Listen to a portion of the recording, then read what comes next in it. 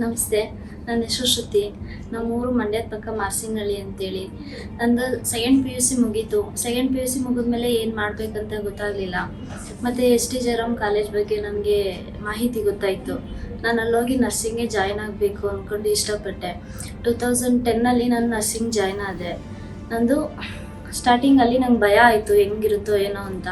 But ಅದಾದಮೇಲೆ ನನಗೆ Soumyalatha madam ಮತ್ತು ಪ್ರಿನ್ಸಿಪಲ್ ಶ್ರುತಿ ಮೇಡಮು ಅವರೆಲ್ಲರೂ ಚೆನ್ನಾಗಿ ಗೈಡ್ ಮಾಡಿದ್ರು. ನಂದು 2014 ಕೋರ್ಸ್ ಮುಗೀತು. ಕೋರ್ಸ್ ಮುಗಿದಾದ್ಮೇಲೆ ನಂದು ಮದುವೆ ಆಯಿತು. ನನಗೆ ಇವಾಗ 2 ಮಕ್ಕಳಿದ್ದಾರೆ. ನಾನು 2019 ಸ್ಮೈಲ್ಸ್ ಹಾಸ್ಪಿಟ್ಲಿಗೆ ಜಾಯ್ನ್ ಆದೆ. ನಾನು ವಾರ್ಡ್ ಸ್ಟಾಫಾಗಿ ಕೆಲಸ ಮಾಡ್ತಾಯಿದ್ದೀನಿ.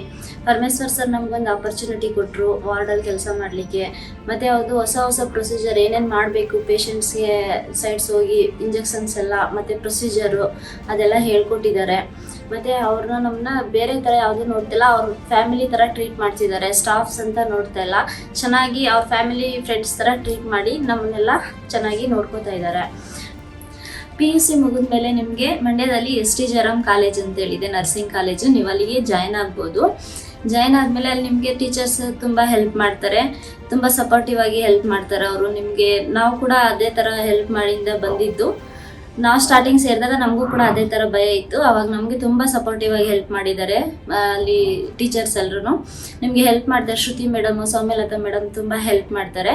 ನೀವೇನಾದರೂ ದಯವಿಟ್ಟು ಸೇರಬೇಕು ಅಂದರೆ ಮಂಡ್ಯದ ಎಸ್ ಟಿ ಜಯರಾಮ್ ಕಾಲೇಜಿಗೆ ಹೋಗಿ ನರ್ಸಿಂಗ್ ಜಾಯ್ನ್ ಆಗ್ಬೋದು. ಪ್ಯಾರಾಮೆಡಿಕಲ್ ಕೂಡ ಇದೆ, ಪ್ಯಾರಾಮೆಡಿಕಲ್ ಕೂಡ ಜಾಯ್ನ್ ಆಗ್ಬೋದು. ನಿಮಗೆ ತುಂಬ ಸಪೋರ್ಟಿವ್ ಆಗಿ ಹೆಲ್ಪ್ ಮಾಡ್ತಾರೆ ಟೀಚರ್ಸು ಅಲ್ಲಿ.